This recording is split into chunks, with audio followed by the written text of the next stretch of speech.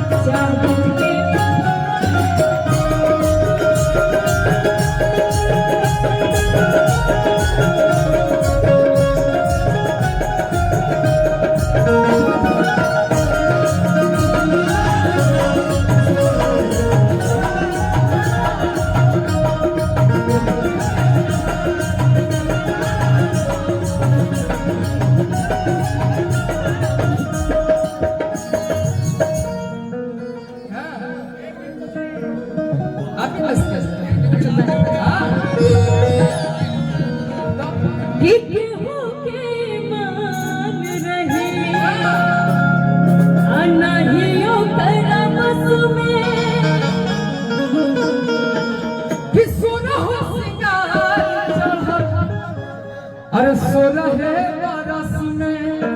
लेकिन कि हुस्न के जादू अदा के मंदिर तो पे चले ये बड़े कि भगवान बड़ी फुर्सत से तुम्हारा बना भगवान बड़ी फुर्सत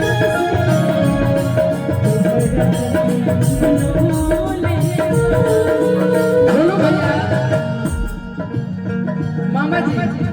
देखिए, हम ज्यादा तो जनता नहीं कमाए कि हमारे कार्यक्रम में हजारों का भीड़ हो, लेकिन जो भी कमाए हैं अपना कमाए हैं और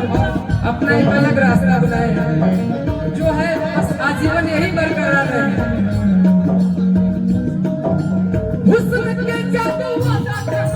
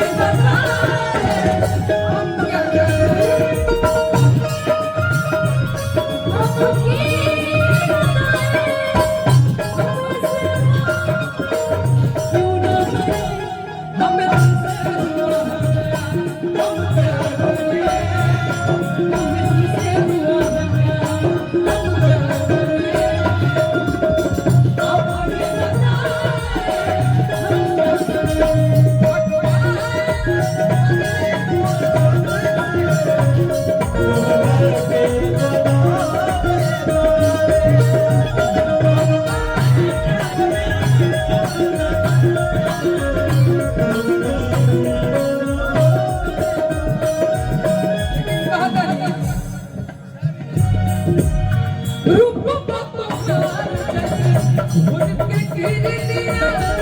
अखिया में प्यार समाइल बा दुनिया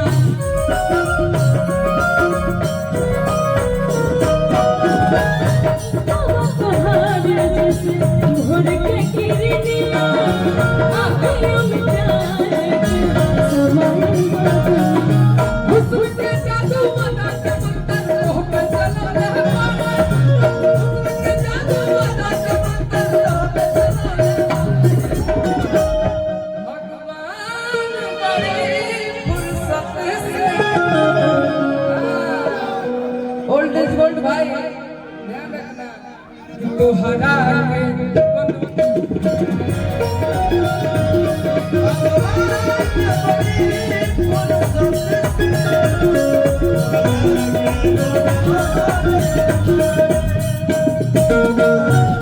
भैया, लेकिन ये आप पे सुन करता है। इधर होगा हमारे भाई के लेके ऐसन रुकवा साचा का होई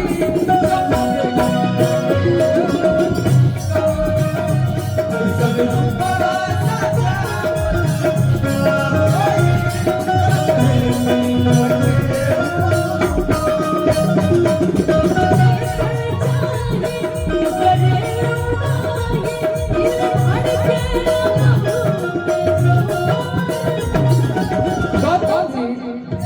ऐसन के सिया